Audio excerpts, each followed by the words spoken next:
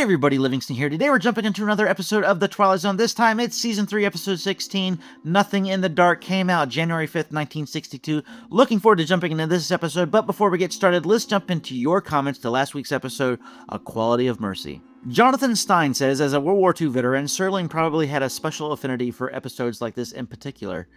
Yeah, I did read about that a few times in the past when I read a lot of the trivia at the end of the episodes. They discuss him being a World War II veteran a lot and how it affected a lot of the storytelling and the ways he sort of told stories in these particular episodes. Akira Kurosawa says, just realized that his Dean Stockwell saw him first in Quantum Leap in the 80s to 90s series. Yeah, I do remember him in Quantum Leap. I also remember him in Beverly Hills Cop 2. I believe he was also in Air Force One. He popped up in a lot of things over the decades until he passed away, I think, in the last few years. He lived to be in his 80s. I totally missed the fact that it was him in this episode. It just didn't look like him. He looks completely different. If you put 20 more years of aging, I guess it just changed him. The Destroyer 0616 says, I'll vote aye for original Star Trek episodes reactions. I'd watch all of those as well as these Twilight Zones I've been enjoying. Thanks for all your reactions. You're very insightful and easy to listen to. Well, thanks for watching. I very much appreciated The Destroyer. And I just might dive into the Star Trek episodes.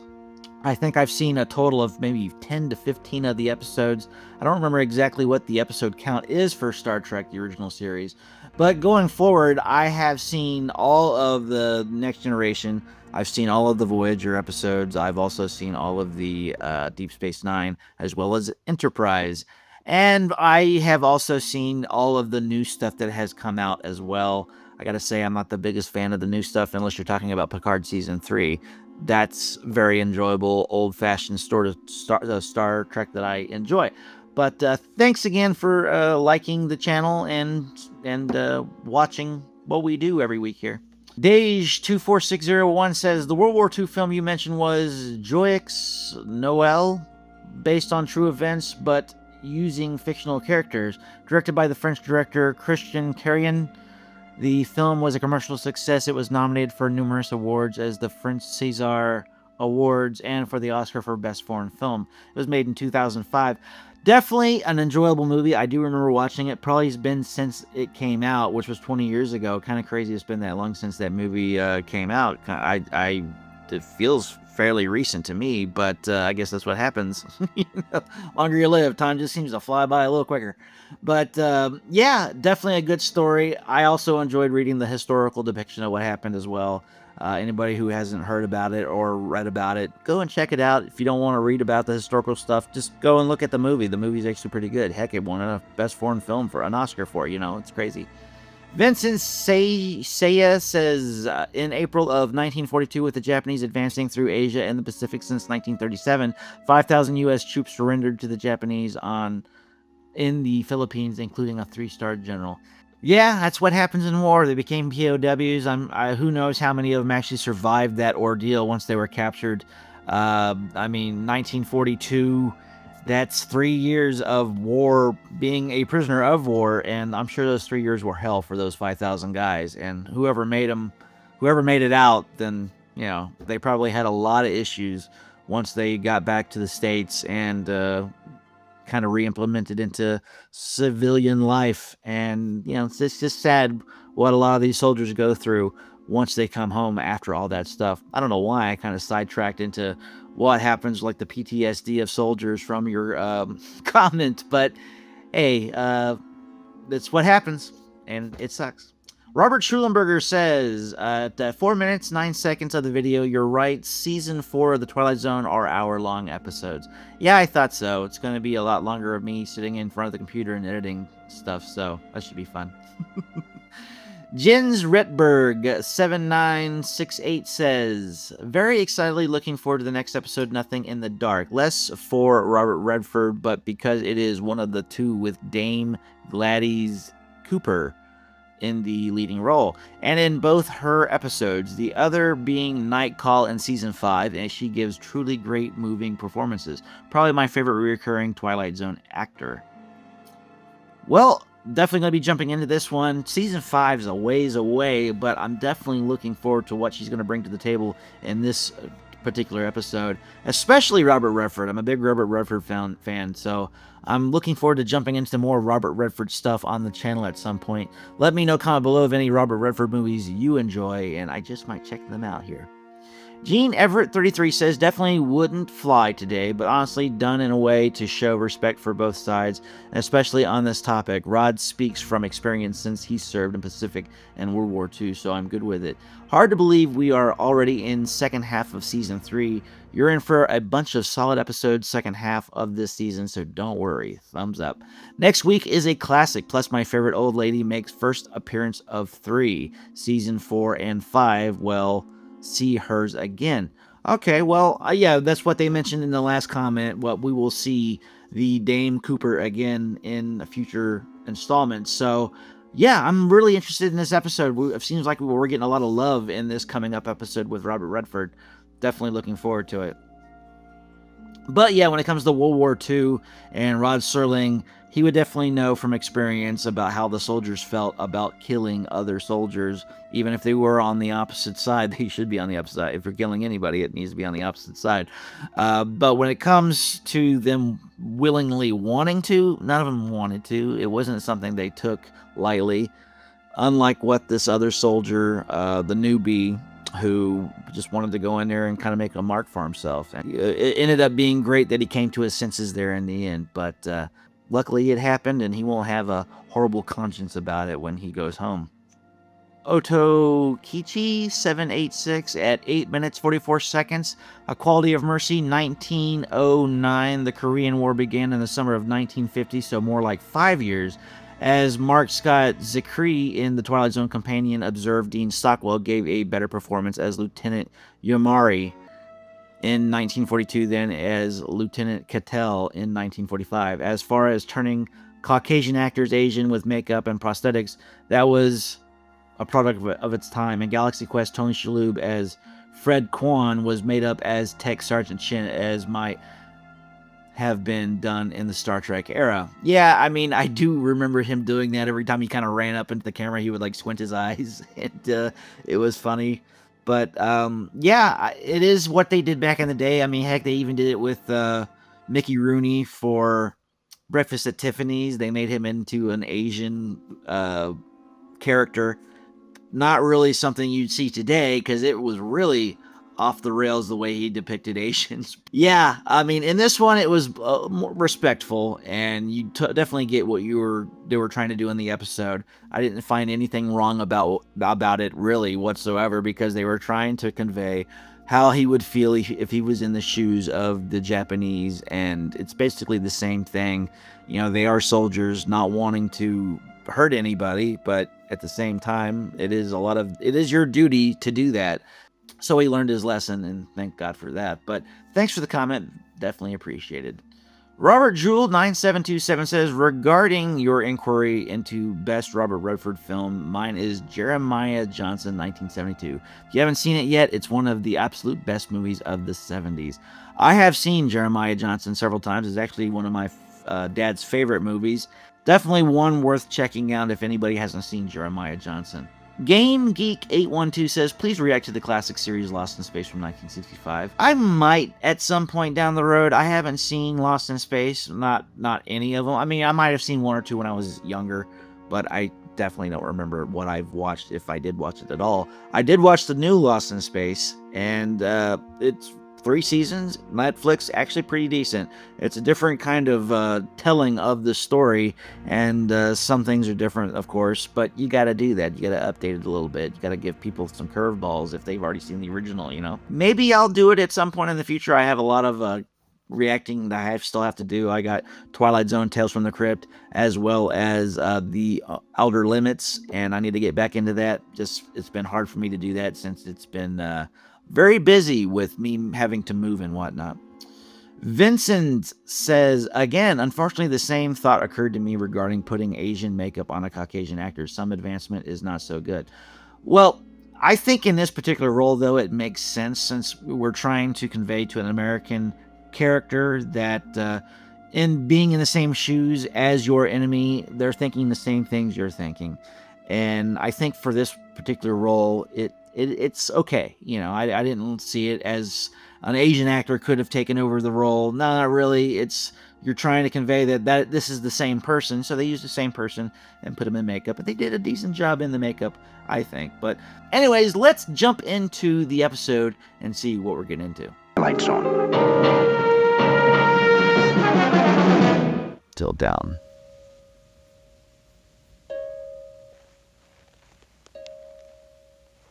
I like these sort of shots where they kind of just slowly zoom in. Very cinematic. Who goes there? Okay, you broke something. No, really, who goes there?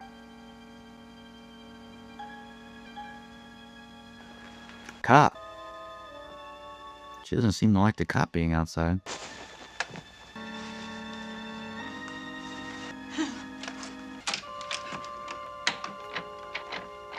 Leave me alone. I'm trying to give him some shut-eye.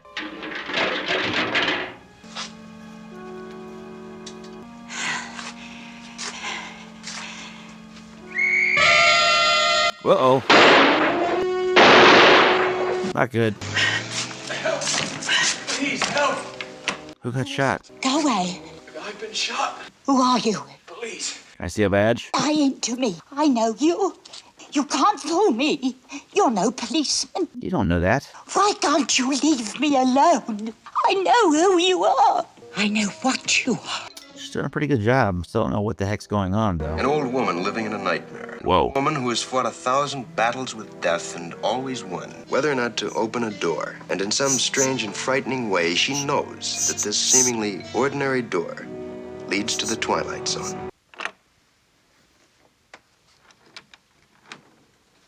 Unless Is that Robert? Sorry, Robert. I don't think I can move. Don't say that. You're trying to trick me. I'll close the door. What?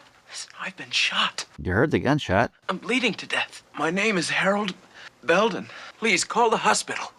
I haven't got a telephone. Well, go find one. To unlock the door. You can't ask me to do that. What's wrong with her? I don't want to die. You understand? I know who you are. Who am I? You're going to let me die? I don't understand. Hurts. Oh, it hurts. Why'd you torture me? About trying to. I can't move. Oh, it hurts. What kind of world is this? I know it's the Twilight Zone, but like, what's the reasoning for why she doesn't want to go outside? Is it her own mental state, or is there actual a world where things are not good? Uh-oh. Dead and they lose too much blood? I'm still alive. Come inside. Well, evidently you're not paralyzed.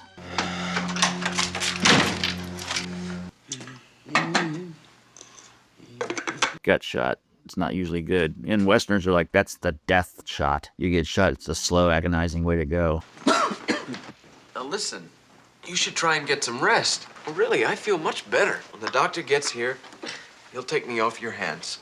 You didn't call the doctor. Why? Why not? I haven't got a telephone. But couldn't you go to one of the neighbors? There aren't any. They've all moved away. Great. Even if I could call a doctor somehow, I couldn't take a chance and let him in. Don't you see? No. He might be him, Who? Him? Mr. Death. Worried about death knocking at her door? He begs me to let him in. Last week he said he came from the gas company. After that, he claimed to be a contractor hired by the city. He said this building was condemned, that I'd have to leave. He knows I'm onto him. Is this a person like you or me? People die all over the world. Now, how could one man be in all those places at once? Maybe. Please, don't cry. Please, I'm sorry. It should be. What if the twist is he's death? It was a long time ago. I was on a bus. There was an old woman sitting in front of me, knitting. There was something about her face. I felt I knew her. There were empty seats, but he sat down beside her. His being there upset her. When she dropped her yarn, he picked it up, right in front of me. He held it out to her. I saw their fingers touch. He got out at the next stop. When the bus reached the end of the line, she was dead. Oh, great. She was an old woman. But But I've seen him since, several times. Every time someone I knew died, he was there. Someone you wouldn't notice unless you were watching. I wondered why I could see him, and that no one else could. Then I knew it was because I was getting older. But if you knew what he looked like, why be afraid? Because his face is always different. I couldn't be sure. I never go out. Never? I haven't been out for years. What do you do about food? It's not a way of living. And I always wait until he's gone away before I unlock the door. I feel like the moral of the story is don't be scared of death or you're not going to have a life. Death can be anywhere. It can be hiding at any moment. A meteor can slam into you out of nowhere. It just happened. I mean... People said I'd spoil my fine complexion. I didn't care. I loved outdoor things. Just get out in it again. I've always hated the dark and the cold. I'm old. I've lived a long time, but I don't want to die. I'd rather live in the dark than not live at all. She's doing a good job. Nothing to be afraid of. We're alone here. You need some rest. I wonder, though, if he isn't death, is death going to be coming knocking for him? I need it. There's nothing to be afraid of. Come on. That's right. Hurry it up. You got someone here. Death can hit you anywhere, though. Doesn't matter who's there. Who is it? I'm sorry, lady, but I've got my orders. I can't fool around any longer. What the heck? Did she get knocked out? Or she die? Did she die? No. Just lie quiet till you got your strength back. She's alive. You gave me quite a scare when you caved in like that. And still I live. I don't get no pleasure out of busting indoors. I've got a crew and equipment coming in an hour to pull this tenement down. Long overdue. I'm surprised it's still standing. Oh, they're knocking the building down, huh? And you're really not Mr. Death? I don't know what you're talking about. All I know is I got a contract to demolish this row of buildings. Everybody else moved out long ago. Until the other day, I thought this building was deserted. These buildings were condemned by the city, and I'm the one who's got to tear them down. How can you? Building has had it. Worn out, used up. All these buildings have got to come down. That's what happens. Monster lady, I'm hard just like anybody else, but I can see how you could get attached to a place and not want to see it wrecked, but it's got to come down to make room for a new one.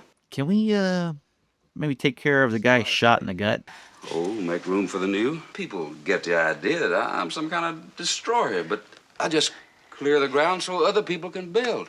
In a way, I help them do it. Old animals die and young ones take their places. Circle of life. Even people step aside when it's time. I won't. You won't die. The door! You're gonna let death in. How dare you? If you got any possessions you'd want to keep, I'd move them out. If you insist on staying here, I'll have to call a cop. He's not paying any attention to the other guy in the room. I'm having a feeling that... Explain to him. Who are you talking to? You'll help me, won't you? Who are you talking to, ma'am? Yep. Who are you talking to? Mr. Belden is a policeman. No, he's not. He's death. I'm sorry, but if you're still here when the crew arrives, I'll have to call a cop. He tried. You let death in. I thought you understood. He looked right at you and didn't see you. Is it dawning on you yet? No. Look in the mirror, Wanda. Nobody's there. Oh, I seen that. That's like when they did that swish pan there. They did a cut. I tricked you. But why? The moment I let you inside, you could have taken me any time. But But you were nice. You made me trust you. I had to make you understand. Am I really so bad? no, you're Robert Redford. You're pretty good. You've confided in me? Have I tried to hurt you? It isn't me you're afraid of. You understand me. What you're afraid of is the unknown. Don't be afraid. But I am afraid. It's time to rest. Give me your hand. But I don't want to die.